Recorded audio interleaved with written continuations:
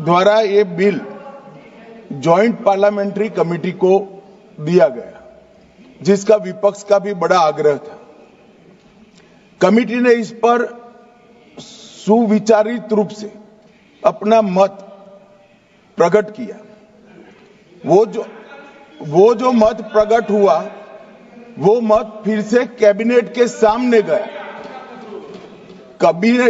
Committee के जो सुझाव थे, ये भारत सरकार की कैबिनेट ने स्वीकार किए और अमेंडमेंट के रूप में किरण रिजिजू जी लेकर आए। ये तभी होता है जब ये ऑफिशियल अमेंडमेंट कैबिनेट की अनुमोदन के बगैर आता है। मान्यवर, मैं नहीं मानता इसमें कोई पॉइंट ऑफ ऑर्डर है, और आपका ही आग्रह था कि कमेटी ज्वाइंट पार्लियामेंट्री कमेटी बने। अगर कमेटी ने कोई बदलाव ही नहीं करने हैं तो ये कांग्रेस जैसी कमेटियां नहीं, हमारी लोकतांत्रिक कमेटी है मान्यवर, जो दिमाग चलाती है। कांग्रेस के जमाने में कमेटियां होती थी जो थप्पा लगाती थी। हमारी कमेटी चर्चा करती है, चर्चा के आधार पर विचार करती है और परिवर्तन करती है। अगर परिवर्तन को स्वीकार ही नहीं करना है तो कमेटी काहे को लिए है भाई?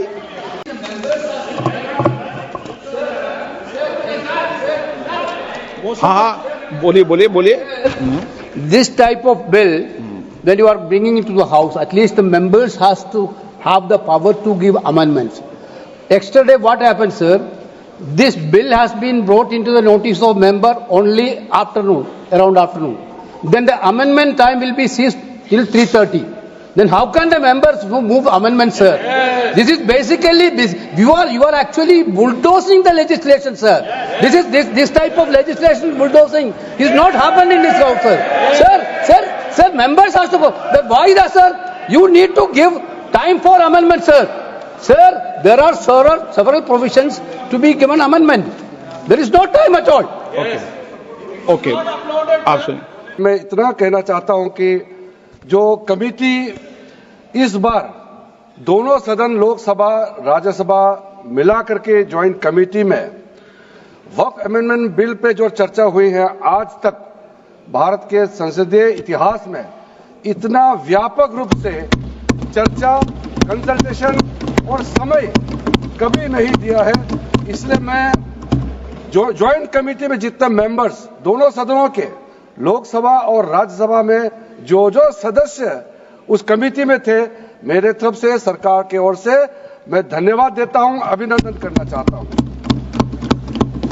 अध्यक्ष महोदय जी, कुल मिलाकर के 97,27,772 याचिकाएं ऑनलाइन, फिजिकल, मेमोरेंडम के रूप में, रिक्वेस्ट के रूप में और सुझाव के रूप में पूरे तरह से सरकार ने देखा है। वो जेपीसी के माध्यम से हो या डायरेक्ट दिया हो, हमने सब उसको देखा है।